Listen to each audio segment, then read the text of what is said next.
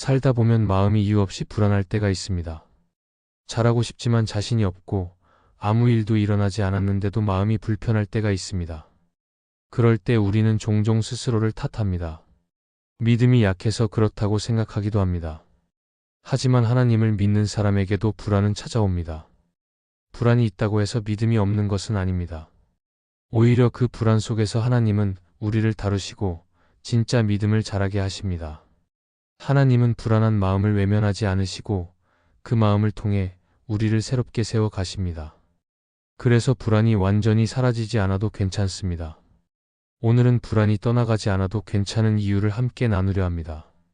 첫째, 하나님은 우리의 불안을 통해 진짜 의지할 대상을 드러내십니다. 우리는 평안할 때보다 불안할 때 자신이 무엇을 믿고 의지하고 있는지를 더 분명히 보게 됩니다. 평소에는 스스로 모든 것을 감당할 수 있을 것 같지만 마음이 흔들리고 상황이 불안해질 때 진짜 믿음의 방향이 드러납니다. 하나님은 이 불안의 순간을 통해 우리의 마음이 세상의 안정이나 사람의 말이 아니라 오직 하나님께로 향하도록 이끄십니다. 성경에 나오는 엘리야도 깊은 불안 속에 있었습니다. 갈멜산에서 큰 승리를 거두었지만 이세벨의 위협 앞에서 두려움에 빠졌습니다. 그는 광야로 도망쳐 홀로 울며 자신의 생명을 거두어 달라고까지 말했습니다. 그러나 하나님은 그 불안한 엘리야를 버리지 않으셨습니다. 오히려 그 고요한 순간 속에서 바람도 지진도 아닌 세미한 음성으로 그에게 다가오셨습니다. 불안 속에서 엘리야는 자신이 의지해야 할 대상이 사람이나 상황이 아니라 하나님 한 분뿐임을 깨닫게 되었습니다. 우리도 마찬가지입니다. 불안은 우리가 의지해 온 것들이 얼마나 불완전한지를 보여줍니다. 돈, 사람, 명예, 능력은 불안 앞에서 쉽게 흔들립니다. 그러나 그때 하나님께서는 우리 마음을 천천히 비워 가시며 진짜 중심을 세우십니다. 불안이 사라지지 않는다고 해서 믿음이 없는 것이 아닙니다. 오히려 그 불안은 하나님께만 의지하라는 부드러운 초대일 수 있습니다. 하나님은 우리의 마음이 불안할 때조차 그 안에서 일하고 계시며 우리가 진정 누구를 믿고 있는지를 비추어 주십니다. 그래서 불안은 두려움의 표시가 아니라 진짜 믿음을 배우는 자리입니다. 둘째, 불안은 신앙의 미숙함이 아니라 성장의 필수 과정입니다.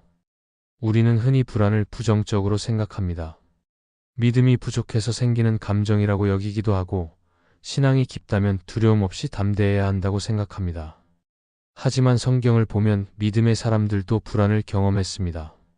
예수님을 따르던 제자들조차 풍랑이 일자 두려움에 휩싸였고 다윗도 시편에서 여러 번 마음이 떨리고 불안하다고 고백했습니다. 그들의 믿음이 부족해서가 아니라 인간으로서 마주하는 연약함이었고 그 안에서 하나님을 더 깊이 배워갔던 것입니다. 불안은 우리의 믿음을 자라게 하는 하나의 과정입니다. 하나님은 우리의 마음이 평안할 때뿐 아니라 불안할 때도 일하고 계십니다. 우리가 흔들릴 때 그 안에서 하나님은 내면을 다듬고 믿음의 뿌리를 깊게 내리게 하십니다. 불안이 찾아올 때마다 우리는 기도의 자리로 나아가게 되고 말씀을 더 붙잡게 됩니다. 불안이 없다면 우리는 스스로 강하다고 착각하며 하나님을 의지할 이유를 잊게 될지도 모릅니다. 그래서 하나님은 때로 불안을 통해 우리의 믿음을 단단하게 세워 가십니다. 불안은 하나님께 나아가도록 만드는 숨은 통로입니다. 그 과정을 통해 우리는 하나님이 주시는 평안이 세상이 주는 안정감과는 다르다는 것을 배웁니다. 세상이 주는 평안은 조건이 맞아야 얻을 수 있지만 하나님이 주시는 평안은 상황이 흔들려도 마음 깊은 곳에서 자라납니다. 불안을 피하려 하기보다 그 속에서 하나님이 무엇을 가르치고 계신지를 바라볼 때 우리의 신앙은 조금씩 성숙해집니다. 불안이 없어서 믿음이 자라는 것이 아니라 불안 속에서도 하나님을 신뢰할 때 믿음은 더 단단해집니다. 셋째, 하나님은 우리가 불안할 때조차 여전히 우리를 사용하십니다. 우리는 흔히 불안하면 하나님께 쓰임받을 자격이 없다고 생각합니다. 마음이 안정되지 못한 사람, 흔들리는 사람은 하나님의 일을 감당하기 어렵다고 여깁니다. 그러나 하나님은 완벽한 사람을 찾지 않으시고 불안한 사람을 통해서도 일하십니다.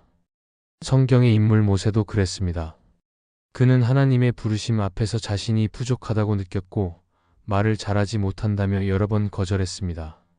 그러나 하나님은 그 불안한 모세를 통해 이스라엘을 구원하셨습니다. 하나님은 불안한 마음을 가진 사람을 버리지 않으시고 오히려 그 마음을 통해 겸손과 순종을 가르치십니다.